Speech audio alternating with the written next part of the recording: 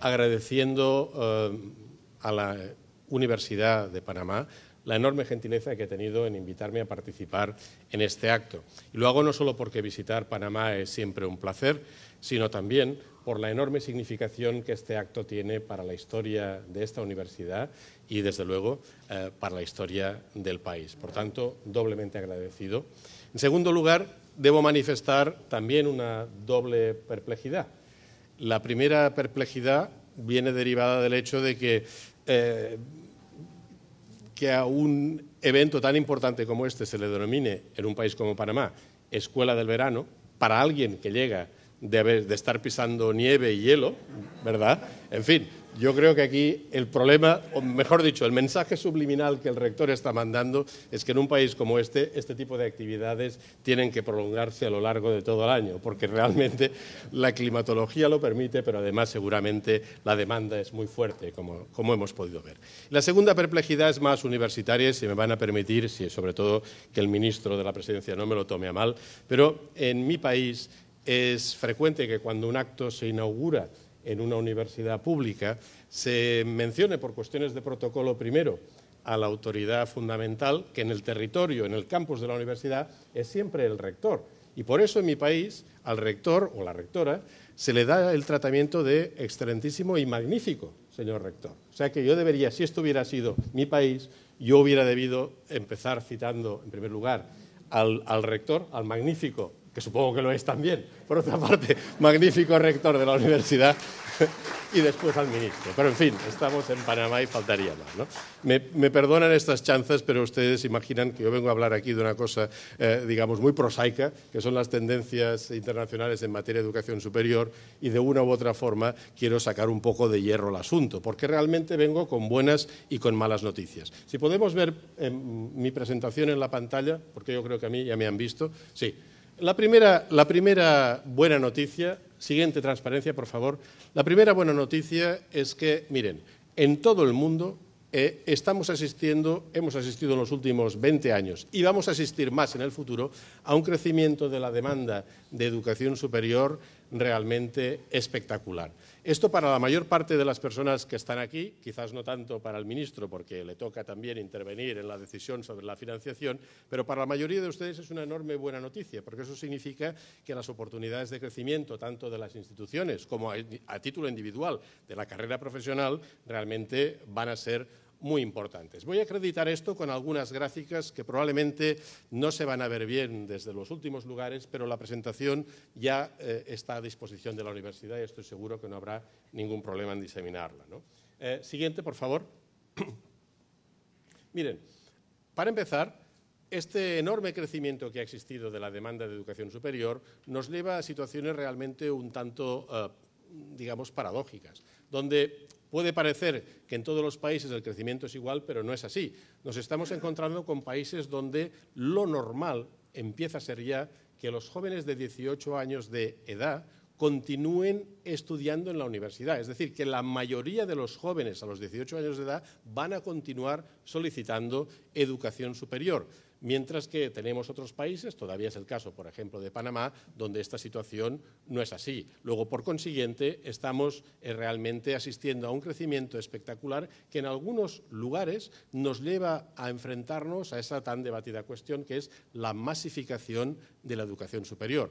Cuando un sistema, un país, tiene a más del 30% de la cohorte correspondiente en el sistema de educación superior, decimos que internacionalmente estamos frente a un sistema masificado. Panamá todavía no lo es, pero está a punto de llegar a serlo. De hecho, siguiente transparencia, por favor. De hecho, si examinamos el crecimiento, digamos, de la demanda de educación superior, nos daremos cuenta que en el caso de América Latina y el Caribe, siguiente, por favor. En el caso de América Latina y el Caribe hemos pasado en solo 15 años de tener aproximadamente una tasa bruta de matriculación del 22%, en solo 15 años, la hemos doblado y hemos pasado al 44% de matrícula bruta de educación superior. Es decir, que en 15 años hemos conseguido doblar la demanda. Esto realmente es un logro impresionante. Pero no se engañen, quizás no lo vean ahí, pero yo tengo más remedio que recordárselo. Este crecimiento tiene también una enorme falla desde el punto de vista de la extracción socioeconómica de los demandantes de educación superior. En general, se podría decir que, digamos, en función de los ingresos, tenemos desde las personas, a título, digamos, general, las personas de baja extracción socioeconómica apenas llegan a la universidad en un 0,5% de la cohorte, mientras que las personas que provienen de una extracción socioeconómica y cultural elevada llegan a la educación superior en una proporción que es prácticamente del 30%. Luego, ese crecimiento no es igual, ese crecimiento de oportunidades no está siendo igual para todos. Siguiente transparencia, por favor. En los países desarrollados, en particular en los países que se denominan de la OCDE, de la Organización para la Cooperación y el Desarrollo Económico, podemos ver con toda claridad, bueno, quizá no lo vean ahí, es la columna que está marcada en verde, que si comparamos las tasas de graduados universitarios de la generación, de mi generación, las personas que tienen más de 55 años de edad, con la de los jóvenes que tienen actualmente como máximo 34 años de edad, veremos que en realidad las tasas de graduación también se han duplicado. Es decir, que el problema que empezamos a tener a medida que avanzamos en desarrollo económico en los países es que los títulos universitarios se van degradando. ¿Por qué? Porque cada vez más el stock de graduados universitarios es superior y, por tanto, el valor relativo en determinadas profesiones es más bajo. Siguiente transparencia, por favor. Lo importante es saber que también, de nuevo, en América Latina, el stock de graduados universitarios está creciendo realmente a marchas forzadas, hasta el punto de que quizá deberíamos pararnos a reflexionar y, como está sucediendo también en Panamá, lanzarnos la pregunta si realmente nos conviene tener tantos números o quizá deberíamos tener menos números, pero con la certeza absoluta de que esos números corresponden a una realidad, digamos, efectiva en términos de competencias. Siguiente transparencia, por favor. Siguiente. Ahí está. Bien.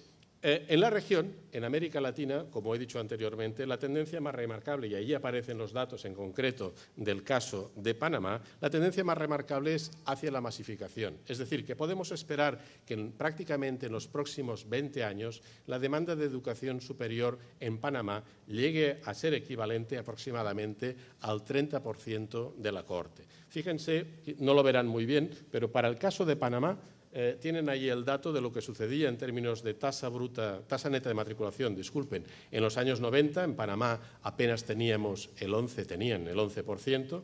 En los principios de la década de los años 2000 esa cifra había aumentado hasta el 16% y el último año disponible, que es el año 2013 para UNESCO, esa cifra seguía aumentando y se encontraba ya en el 18%. En 20 años esta cifra llegará al 30%. Por consiguiente, están asistiendo a una verdadera revolución que se traduce efectivamente en un crecimiento, digamos, espectacular de la demanda. Tengan en cuenta, además, siguiente transparencia, y este es el segundo mensaje que querría, digamos, compartir con ustedes, que en general todavía se puede decir que el premio que espera a los graduados universitarios en términos de salarios y prestigio social compensa todavía el esfuerzo. Siguiente transparencia. Miren, para empezar, lo voy a decir muy rápidamente, pero los datos están ahí para sostener digamos, esta afirmación. Para empezar, las tasas de desempleo de los titulados de educación superior acostumbran a ser sobradamente inferiores a las tasas de desempleo de los jóvenes que solo cuentan con educación superior. Esto es así en toda la región, con la excepción de lo que está sucediendo actualmente en Venezuela, que consideramos un caso ahora muy peculiar, una situación, desde luego, muy peculiar. Pero además, es decir, no solo la educación superior te protege más contra el desempleo, sino que además, y esta es la parte quizá más interesante de esta temática, es que en términos de ganancias, la comparación entre un titulado universitario en términos generales y un titulado solo de educación secundaria viene a equivaler en muchos países, por ejemplo, en Chile, en Colombia, su expectativa de ganancias es prácticamente 3 veces superior. Es decir, el salario al que pueden aspirar en su primer empleo va a ser aproximadamente 3 veces superior al que tendrían si solo tuvieran educación secundaria. Acostumbramos a decir que en los países desarrollados un año más de educación post 18 años, es decir, lo que sería ya en la frontera de la educación superior, cada año más de educación se acostumbra a traducir en una expectativa de un 10% de incremento salarial, ¿verdad? Es realmente impresionante porque eso significa vayan acumulando. ¿Cuánto se tarda en obtener una titulación aquí? Dense cuenta de la enorme diferencial. Sin embargo, viniendo de UNESCO, no puedo más que recordarles que a pesar de que esas cifras son realmente impresionantes, en el momento en que estamos lanzando los objetivos para el desarrollo sostenible, debemos recordar que un poco de educación, por poco que sea, es todavía más relevante para aquellas personas que nada tienen. Les he hablado del valor económico de un año de educación universitaria para un joven que ha llegado a los 18 años escolarizándose con toda normalidad. ¿Saben cuál es el valor de un año de educación para una joven de 14 años de edad, una chica, en África subsahariana, que solo tendrá un año de educación? Bueno, ese año de educación, ese único año que probablemente tenga, se va a traducir en la posibilidad de ver reducida en un 85% la mortalidad de los niños a los que va a dar a luz. Por tanto, viniendo de UNESCO, les tengo que recordar que a pesar de que ese 10% es tremendamente importante, la educación todavía tiene más valor para aquellas personas que prácticamente nada tienen. Y eso deberíamos recordarlo porque, como sabemos muy bien, en este país, siguiente transparencia, en este país, siguiente transparencia, por favor, ahora. No, la anterior, ahora. Como ven, estamos más o menos conectados. En este país, como en el conjunto de la región, el tema más importante que tenemos encima de la agenda es cómo atacar la enorme inequidad que todavía persiste también en el acceso a la educación superior. Siguiente, transparencia. Bien, ahí pueden ver o pueden intuir que la diferencia que se da en términos de tasas netas de matriculación entre los jóvenes, digamos, de extracción socioeconómica más baja, que son los que están representados para cada país con un punto azul, y los de extracción económicamente alta, que son los que están representados con un puntito blanco, puede ser fácilmente de 3 veces más. Es realmente impresionante. Esas enormes inequidades que se dan en esta región no se encuentran en otras regiones del mundo o no se encuentran con esta magnitud todavía. Siguiente, por favor. Siguiente.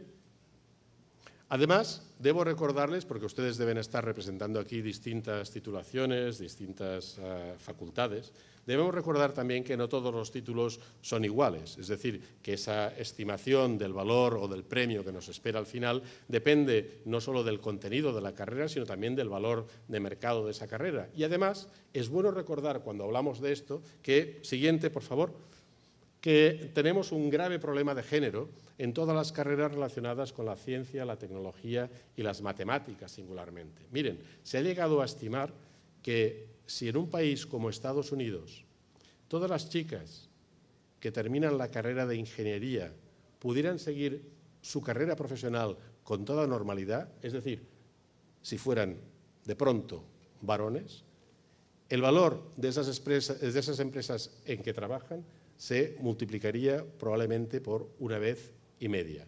¿Saben por qué? Probablemente los que son profesores y profesoras de universidad aquí podrán corroborar ese dato. El rendimiento académico de las chicas ya en la escuela secundaria es muy superior a la de los chicos. Esa es la realidad. O sea que cuando hablamos en general del problema de género que tenemos en la universidad, no es tanto un problema de acceso, sino que es más bien realmente saber qué podemos hacer para ayudar a los pobres chicos que realmente no consiguen emular. Lo estoy diciendo como si fuera una broma. Lo estoy diciendo como si fuera una broma, probablemente porque ya estamos entrando en la noche, pero es la cruda realidad. Y ese potencial enorme que tienen las chicas académicamente, también en carreras de ciencia y tecnología, nuestro sistema social no es capaz de aprovecharlo. ¿Por qué? Porque penalizamos sus carreras, única y exclusivamente porque quieren o desean o deben, en definitiva, por el bien de todos, ser madres en algún momento. Y eso lo convertimos, en lugar de ser, digamos, en algo para celebrar, en una verdadera penalización. Tenemos un grave problema y las universidades debemos encontrar métodos, de una u otra forma, para conseguir que las jóvenes licenciadas, jóvenes graduadas, puedan tener carreras profesionales como su inteligencia y su capacidad merece. Y además debemos preocuparnos también de encontrar métodos de enseñanza y aprendizaje que ayuden a los pobrecitos chicos a levantar cabeza también en estos ámbitos. Bien, siguiente, por favor. Hablemos ahora un poco del juego de la política.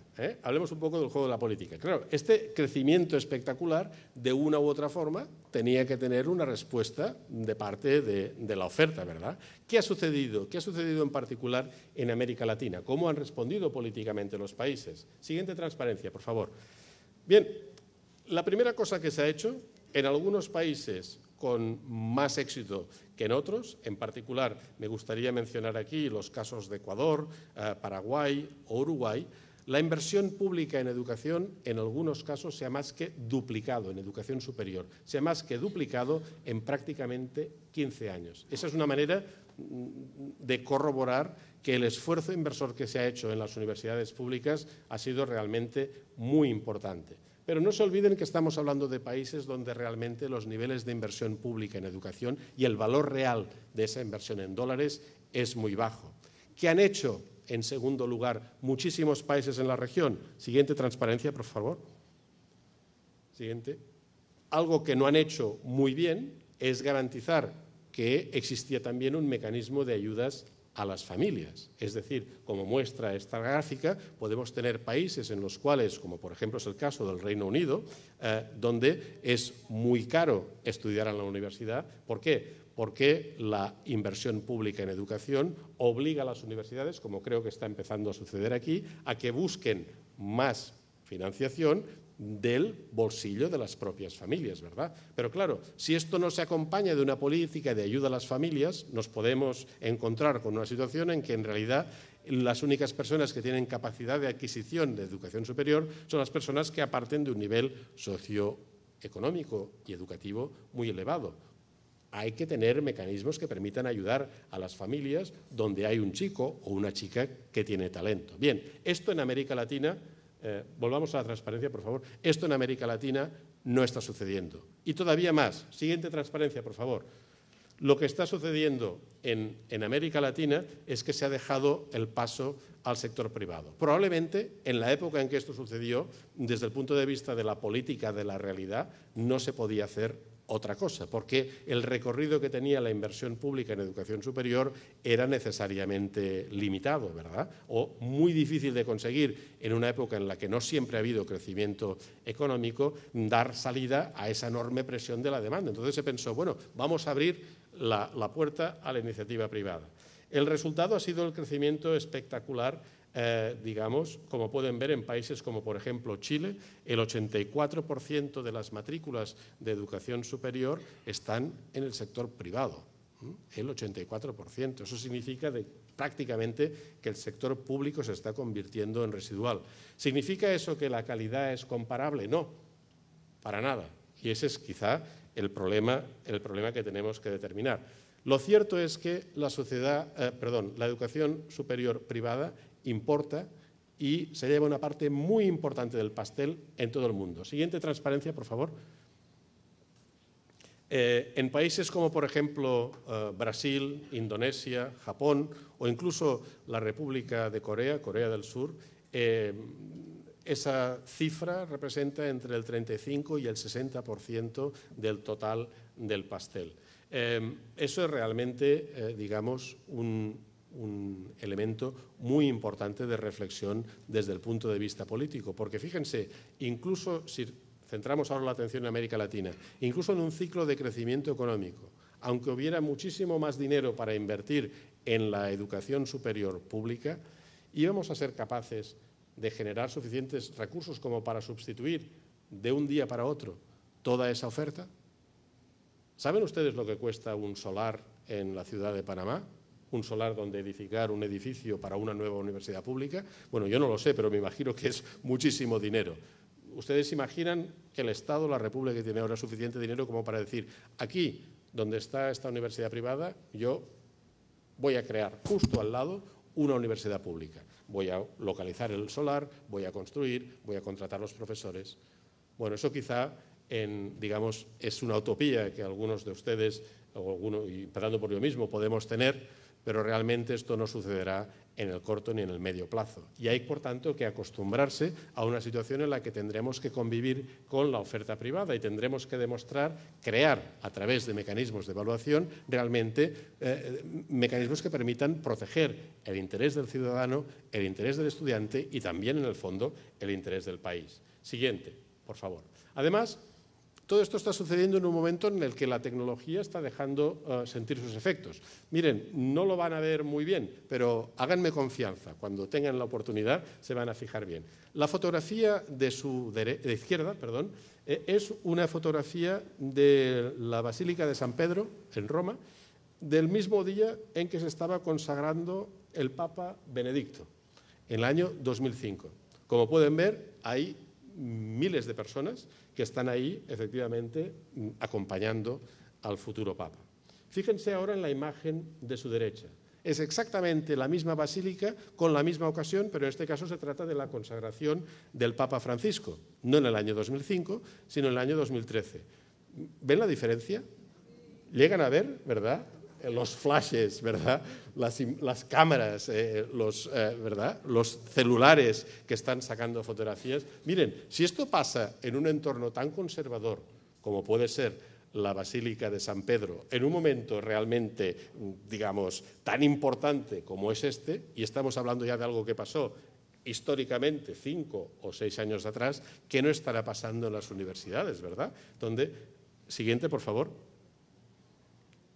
Donde ustedes saben perfectamente, como yo, que los estudiantes, cuando entran en sus aulas, si algo tienen, podrán haberse olvidado el bolígrafo, el cuaderno, el libro, pero el celular no, ¿verdad? El celular lo llevan. Pues eso es una enorme ventana de oportunidad a la que deberíamos hacer frente no por medio de la prohibición, sino realmente aprovechando ahí donde está esa oportunidad. De hecho, en algunos países ya está sucediendo, y ahí tenemos, por ejemplo, cifras, en fin, no se lo describo con detalle, cifras que demuestran el crecimiento espectacular de la oferta de educación superior a distancia. Miren, el año pasado fue el primer año donde el 80% de los estudiantes universitarios norteamericanos, lo voy a volver a repetir porque probablemente cueste de creer, ¿no? El 80% de los estudiantes universitarios norteamericanos tomó por lo menos un curso completamente a distancia en su universidad o en otra universidad. El 80%. Eso significa, por tanto, que tenemos que cambiar un poco nuestra perspectiva acerca de lo que la tecnología nos puede ofrecer. Ya no es una contraposición entre la universidad tradicional, ¿verdad?, aquella a la que vamos a clase con profesores de verdad, y la universidad a distancia, que puede ser vía telemática. No, estamos en un momento de real hibridación. Pregúntense ustedes si su sistema universitario está realmente sacando partido de esa enorme oportunidad. Siguiente, por favor. Y ahora entramos en otro tema que también está, digamos, pendiente en la agenda de la región, que es el tema de la internacionalización. Miren, ese fenómeno, lógicamente, acompaña el crecimiento de la demanda de educación superior, pero, por desgracia, no se da con igual intensidad en todos los países. Siguiente, por favor. Miren a dónde va a parar la mayor parte de los estudiantes universitarios. La mitad de los estudiantes universitarios que salen de su país para estudiar, por ejemplo, una maestría, va a parar a los siguientes países. Exactamente la mitad de todos los estudiantes del mundo mundial que salen fuera, van a parar a estos países, por orden. Estados Unidos, Reino Unido, Australia, lógicamente para un público fundamentalmente asiático, Alemania, Francia y Canadá. Esos 6 países se llevan el 50% de los estudiantes universitarios que, bien porque pueden sus familias o bien porque tienen el apoyo del Estado o de fundaciones privadas, salen al extranjero. En toda esa gráfica, en la que aparecen innumerables países, entre los cuales ni siquiera está, por su tamaño, no hay ni un solo país de América Latina, ni siquiera los más grandes. Por ejemplo, Brasil. No hay ni uno. Ni uno que, o sea, desde luego son receptores, pero el tamaño, de verdad, el trozo de pastel que reciben no es suficientemente grande como aparezcan allí. Es decir, están por debajo del 1%. Siguiente, por favor. Ahí lo tienen con más detalle. Son cifras de la UNESCO. Lo que sería del total de los estudiantes que sabemos que había en el año, se lo voy a actualizar, en el año 2014, había aproximadamente circulando por el mundo 3,5 millones de estudiantes. Es decir, estudiantes que estaban cursando estudios universitarios fuera de su país. 3,5 millones. ¿Saben cuánto se llevaba en el conjunto de la región, el conjunto de América Latina y el Caribe? Aproximadamente 65.000. De 3,5 millones. 65.000. Miren, hay mucho recorrido, porque no se entiende además que no exista tampoco, uno podría pensar, bueno, es que claro, todo el mundo quiere ir a Estados Unidos, a Canadá, porque como dicen también en España, todo el mundo quiere ir a Barcelona. ¿Por qué? Bueno, en fin, no se lo tengo que contar, ¿verdad? Porque hay valores añadidos también, ¿no? Que aprovecho para decirles, porque el rector, por alusiones, el rector ha mencionado que soy del Barça, él también es del Barça, pero en cambio el vicerrector es del Madrid, A pesar de todo, amigo también, amigo, pero bueno, pero con distinciones, ¿no? Entonces, fíjense, a pesar de que podríamos imaginarnos un futuro en el cual existiera mucha mayor circulación, porque no solo circulación de personas, es también de saber, ¿verdad? Dentro de la región, los números con los que contamos hoy son prácticamente insignificantes. Siguiente, por favor. He hablado del primer gran problema, es un problema de equidad. El segundo gran problema es la calidad y cómo esa calidad juega también la baza de la inequidad de nuestro sistema. Y este, a mi juicio, es el nudo gordiano del sistema en América Latina. Siguiente, por favor. Miren, para empezar, nosotros podríamos resumir todo esto, y lo hago rápido porque me consta que el ministro debe tener una agenda muy apretada y no le quiero marear con esto, pero realmente todo se resume en una cuestión. En América Latina tenemos a un enorme porcentaje de jóvenes sentados en las aulas, pero podemos decir realmente que están aprendiendo lo que querríamos que aprendieran. Miren, no es lo mismo estar sentado que estar aprendiendo, ¿no? Y lo peor de todo es que no todos los sistemas cuentan con mecanismos para verificar realmente si ese aprendizaje se está produciendo. En general, podríamos decir que en algunos casos se puede hablar de ese fenómeno tan desagradable que se denomina la impunidad académica. ¿Qué sucede cuando un profesor en una universidad como la Universidad de Panamá de pronto decide que los estándares de los jóvenes que le llegan a su aula no son suficientes? Esto acostumbra pasar en asignaturas como, por ejemplo, estadística en el caso de la carrera de económicas, en fin. ¿Qué sucede? ¿Qué sucede cuando un profesor de pronto suspende al 70 o al 75% de su grupo clase? ¿Qué puede hacer la universidad? ¿Qué pueden hacer los estudiantes? Nada, nada. Miren, esa impunidad, francamente, tiene que terminar. De una u otra forma, la obligación de un docente no es suspender. Muchísimas gracias. La obligación de un docente es conseguir que la gente aprenda. Y si tú... Perdón, gracias, pero no lo digo con ánimo, de obtener aplausos, sino más bien con el convencimiento, con el convencimiento de lo que eso significa, porque es fácil decirlo desde aquí. Yo el jueves ya estaré de vuelta a París, pero el rector y el vicerrector se quedan, y serán ellos ¿verdad?, los que tienen que ponerlo esto en marcha, ¿no? Y esto es tremendamente difícil. Hay que acabar con esa impunidad, porque las universidades estamos no solo para investigar, sino también para garantizar que el aprendizaje se está produciendo, ¿no? Y, en fin, llegaríamos mucho más allá. Siguiente, transparencia. Pero déjenme que acredite toda esta problemática con un gráfico que, a pesar de que no leerán los nombres de los países, sí verán que hay una línea muy clara de color verde, con puntos de color verde, y luego otras que van oscilando, que son puntos de color naranja.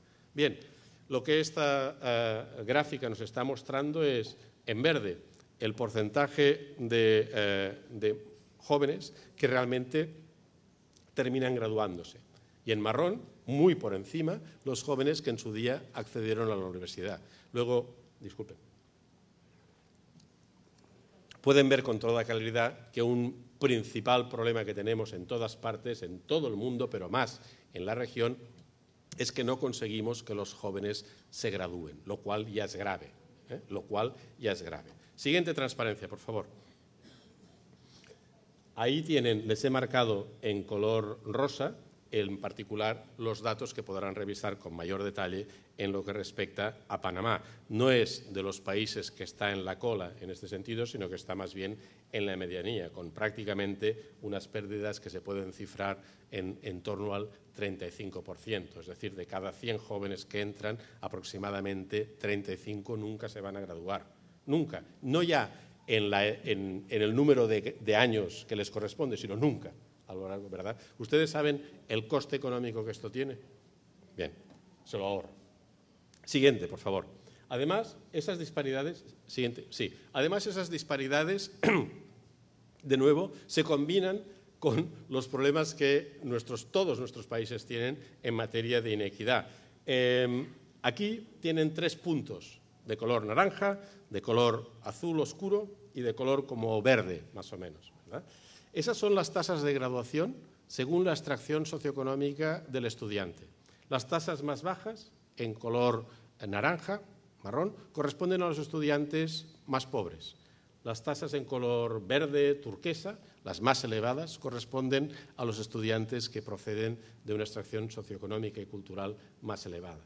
Esto no les sorprende, pero francamente no tendríamos, digamos, que dejar pasar ni un año más, ¿verdad?, sin intentar atacar con políticas decididas estas enormes desigualdades. Resulta ser que cuando los docentes tenemos a los estudiantes en el aula no prestamos atención ¿verdad?, a cuál es la extracción socioeconómica que tienen, pero deberíamos ser conscientes, porque la evidencia sí nos indica que tal vez debemos contar con estructuras de apoyo a los estudiantes que precisamente peor equipados nos llegan, ¿verdad? Aquellos que, por ejemplo, cuando hicieron la educación secundaria no tenían un padre y una madre que les pudiera ayudar a entender lo que era una ecuación de segundo grado y tuvieron que hacerlo solos, ¿verdad?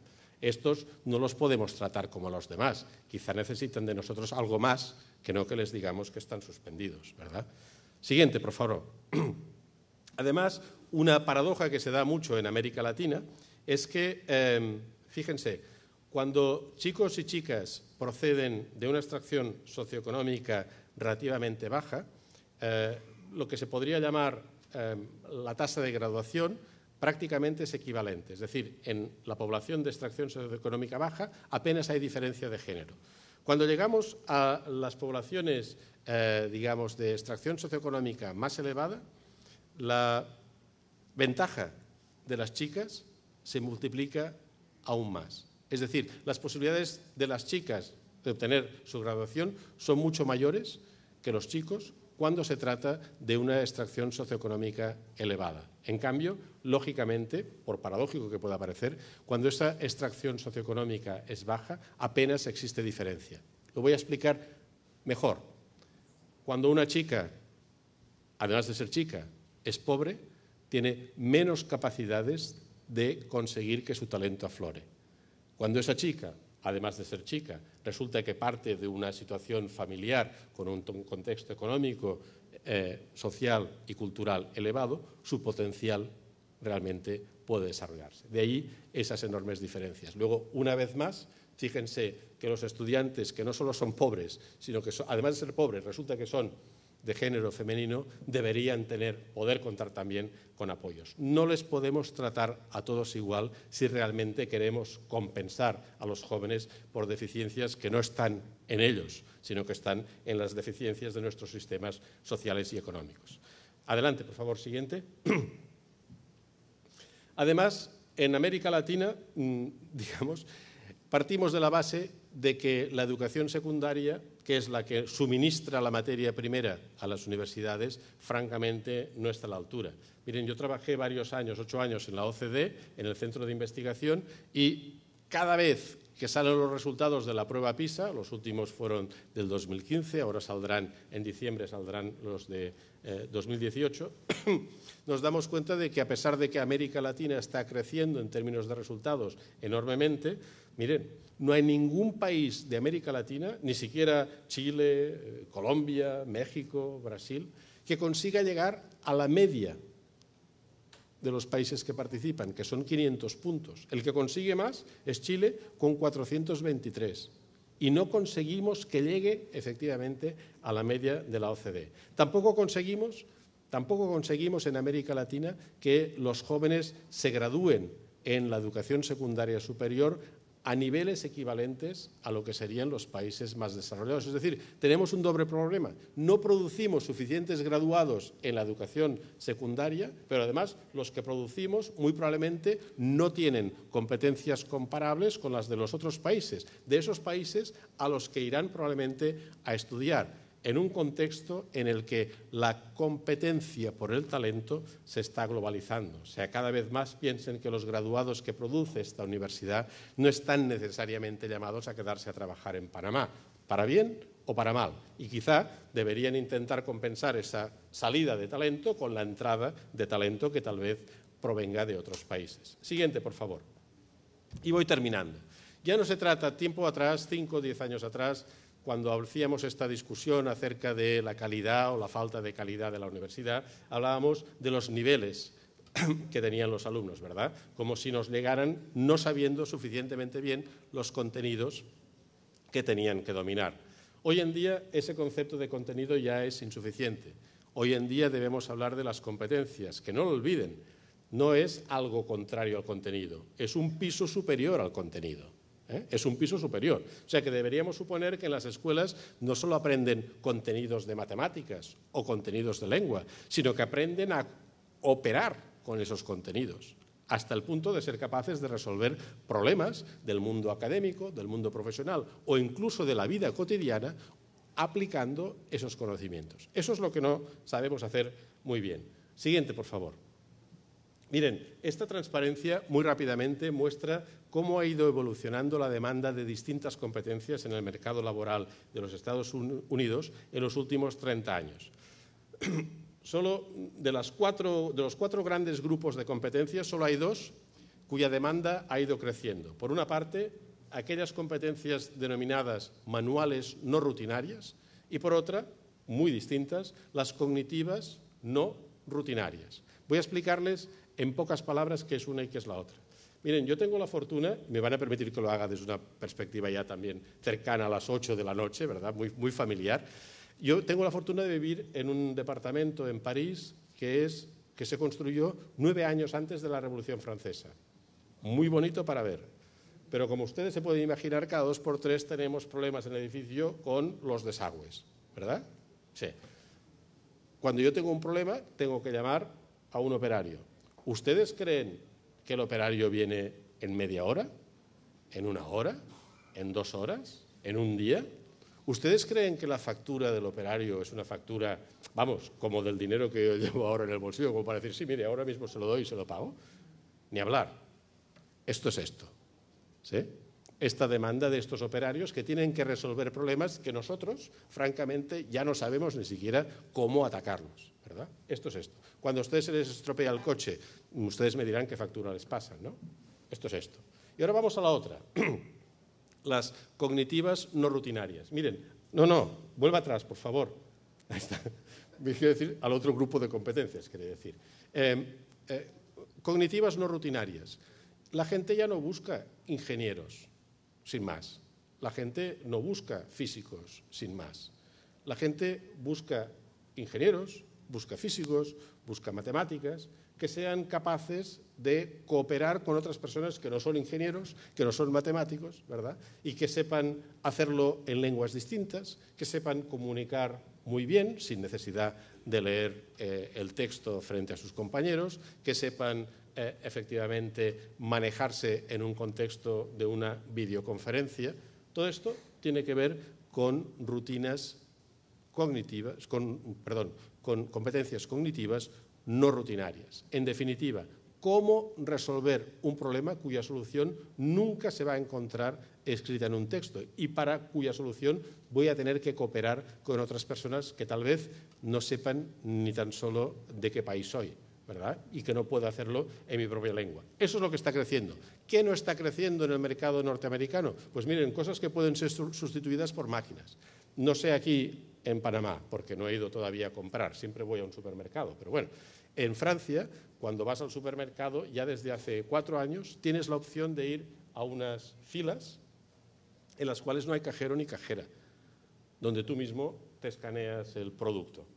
En Corea, en el metro, tienes unas fotografías largas, aquí tiene un metro muy bonito, por cierto, unas fotografías que ocupan toda la pared de la estación, donde las personas, mientras esperan que llegue su tren, con el celular toman una fotografía, escanean el producto que quieren, porque la fotografía que tienen es de todo lo que sería la estantería del supermercado. Y cuando llegan a casa, 1 hora y media después, tienen el paquete que les está esperando, ¿verdad?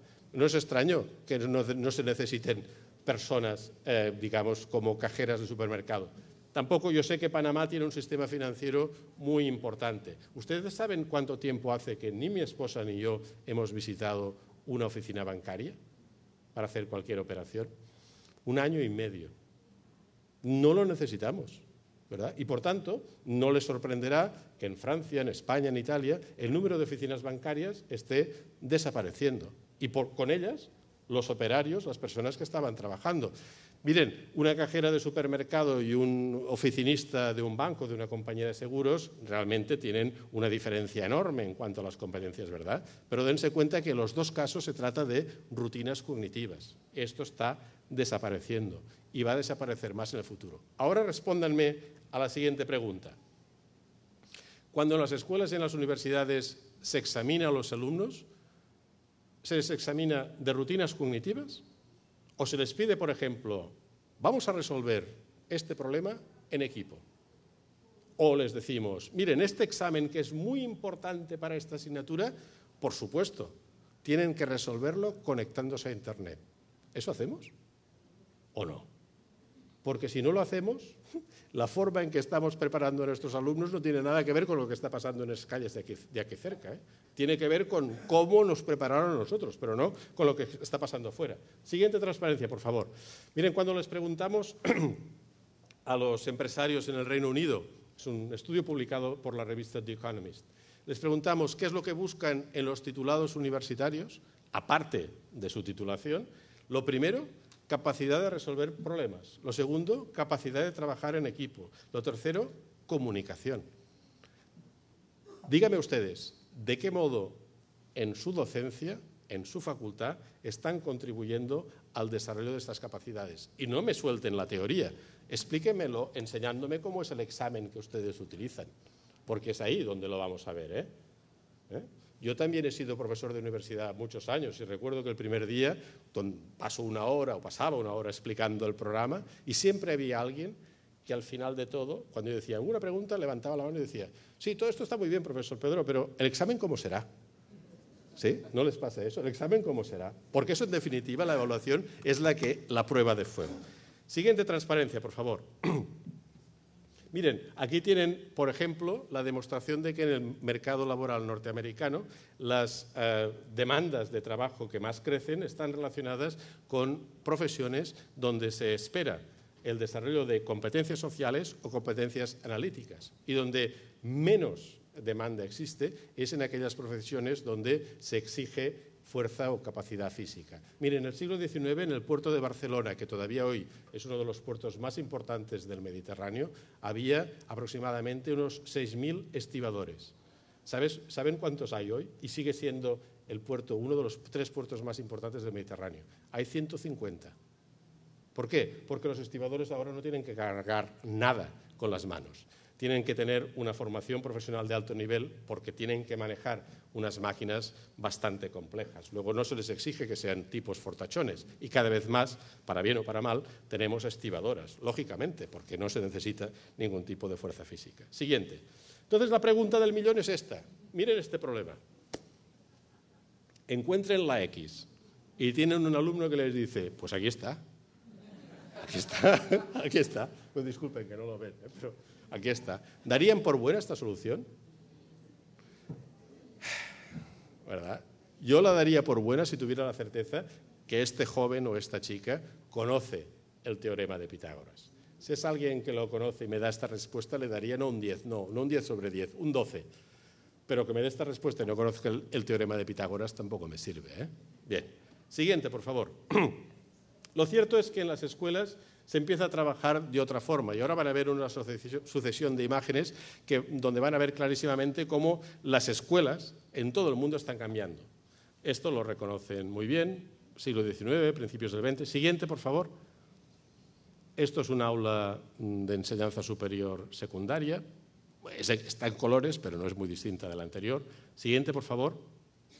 Esta es un aula de una... Esto no se lo van a creer, pero de verdad, es cierto, ¿eh? Esto es un aula de un bachillerato, ¿el bachillerato se llama aquí? Secundaria superior en China, en los días previos al examen de acceso a la universidad, ¿verdad? Donde con las calificaciones que obtengan se juegan poder escoger la universidad y la titulación a la que van a ir. No sé si lo alcanzan a ver, pero verán que hay unas cosas colgadas del techo, ¿sí? Y, bueno, no lo verán muy bien, pero esas cosas van a parar a los brazos de los estudiantes. Supuestamente es un paquete de aminoácidos destinado a reforzar su capacidad, digamos, de atención y demás. Bueno, estos son derivas que tenemos también cuando los países, digamos, se pasan de largo en su exigencia, ¿verdad? Donde exigen todo, que los estudiantes se lo jueguen todo a una sola carta y se producen derivas como esta. Siguiente, o bajo otras formas. Pero lo cierto es que cada vez más nos damos cuenta que en las escuelas se empiezan a regir por paradigmas muy distintos, como por ejemplo la progresiva desaparición de las asignaturas. Ya no se trabaja en Finlandia, por ejemplo, por asignaturas, ni hay profesores de asignatura, hay profesores por proyectos. Y eso es lo que demuestra por qué también el mobiliario que tenemos tradicional en las aulas no nos sirve. Intenten ustedes hacer trabajo en equipo en sus aulas en la universidad y pregúntense hasta qué punto el mobiliario que tienen les ayuda o les estorba, ¿no? Siguiente, por favor. En definitiva, y con esto termino, tenemos que avanzar rápidamente, pero no podemos avanzar ciegamente. Y esto, la implicación más clara que tiene, es que el reto pendiente que tenemos es efectivamente el de la evaluación de la calidad. Miren, en esto, la verdad, vamos dando todavía palos de ciego. Siguiente, por favor. Díganme un país y yo les sacaré el mecanismo de evaluación internacional que han inventado. Es decir, hay uno para cada país y cada país se inventa el suyo. Es verdad que hay algunos que son más conocidos que otros, como por ejemplo el ranking de Shanghai, el ranking de The Times, etcétera. Pero en realidad todavía no hemos conseguido avanzar en materia de estándares internacionales de calidad, que probablemente no los podemos llegar a tener si no lo hacemos desde la perspectiva de las distintas titulaciones. Llegar a tener esto a escala internacional es tremendamente difícil y lo que nos encontramos con mucha frecuencia es que las universidades que colocan más interés en la calidad de la docencia que en la investigación salen penalizadas. ¿Por qué? Siguiente, por favor. Siguiente, eso es. Porque, como pueden ver, bueno, no lo verán muy bien, pero si se dan cuenta de el tamaño que tienen las barras verdes en cada uno de los distintos sistemas de evaluación internacional, ese es el tamaño que esos sistemas de evaluación de la calidad universitaria, digamos, el tamaño que confieren, o el peso, a la investigación. Claro, cuando estamos hablando del aprendizaje y la calidad del aprendizaje, sistemas como los dos primeros, donde prácticamente la calidad de la docencia, que por cierto cuesta muchísimo de medir, no está presente, no nos sirven para nada. ¿De qué nos sirve que nos digan que el potencial de investigación de tal universidad es muy bueno y nos confundan y nos digan también, digamos, nos hagan creer que esa universidad, por ser un buen centro de investigación, va a enseñar también? No, digan que los buenos investigadores con mucha frecuencia son buenos docentes también, porque lo viven con pasión, ¿verdad? Pero no me digan que una universidad que se dedica fundamentalmente a investigar tiene que ser necesariamente un buen centro de ciencia. Ejemplo, el último ranking que publicó el gobierno inglés sobre las universidades de su propio país, del Reino Unido, resultó que una de las universidades peor valoradas es, no se lo van a creer, la London School of Economics, ¿verdad? una de las universidades peor valoradas. ¿Por qué? Porque los estudiantes decían, sí, sí, tenemos aquí primeros espadas en todas las materias que cubre esta universidad. Pero ¿sabes qué pasa? Que cuando quieres que te hagan una tutoría nunca están. Bueno, ¿verdad? Yo lo entiendo, ¿eh? O sea, entiendo que tengan muchas cosas que hacer, pero entonces, ¿qué hace la universidad?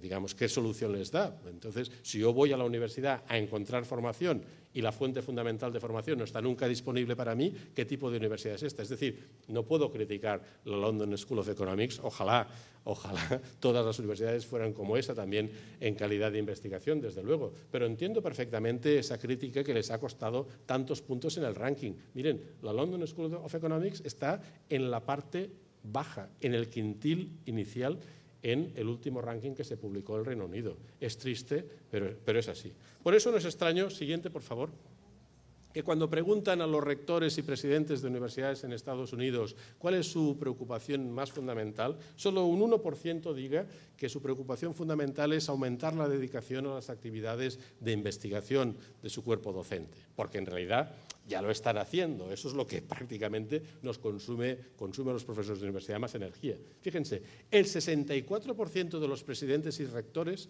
de esas universidades, a los que tantos jóvenes de todo el mundo aspiran a ir, dicen que su primera preocupación es conseguir que los docentes se dediquen más a la enseñanza. Este es el gran reto, y hacerlo considerando que la calidad es la otra cara de la moneda de digamos, la lucha por un sistema de educación superior más equitativo, es realmente la agenda que desde la UNESCO les invitamos digamos, a afrontar. Muchísimas gracias por su atención. Siguiente. Gracias.